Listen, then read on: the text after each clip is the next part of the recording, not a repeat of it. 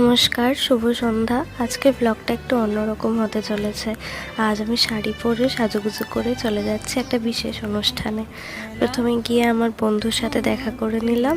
আর আজ আমরা চলে এসেছি আমাদের বিদ্যালয়ের প্রাক্তনীদের পুনর্মিলন অনুষ্ঠান বা রিইউনিয়নে।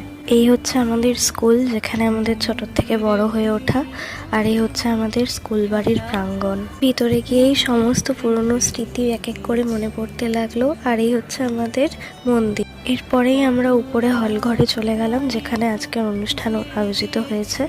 এই হল ঘরেই আমাদের প্রার্থনা হতো। আমি আর আমার বন্ধু বসে গেলাম অনুষ্ঠান দেখতে। এই স্কুল থেকে আমাদের বন্ধুত্ব শুরু 2019-এ। এরপর মাতাজিদের মূল্যবান বক্তৃতা দিয়ে অনুষ্ঠান শুরু হলো এবং বহু প্রাক্তনী দিদিদের নাচে গানে আবৃত্তিতে অনুষ্ঠান একদম জমজমাট হয়ে উঠলো। অনুষ্ঠান শেষে রিফ্রেশমেন্ট নিয়ে আমরা সবাই নিচে নেমে এলাম। এসো আমাদের স্কুলটা তোমাদের একটু ঘুরিয়ে দেখাই। এই হচ্ছে আমাদের স্কুল। আর এই আঁকাটা আমি আমার ফেয়ারওয়েলের সময় স্কুলকে গিফট করেছিলাম।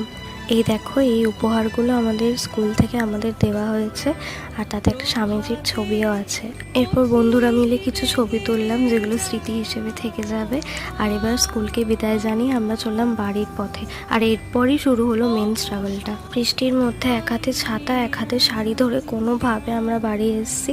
আর আমরা এখানে দুজন মিলে একটু চা খেয়ে নিলাম। আর কিছু খাওয়ার উপায় ছিল না, যা বৃষ্টি হচ্ছিল।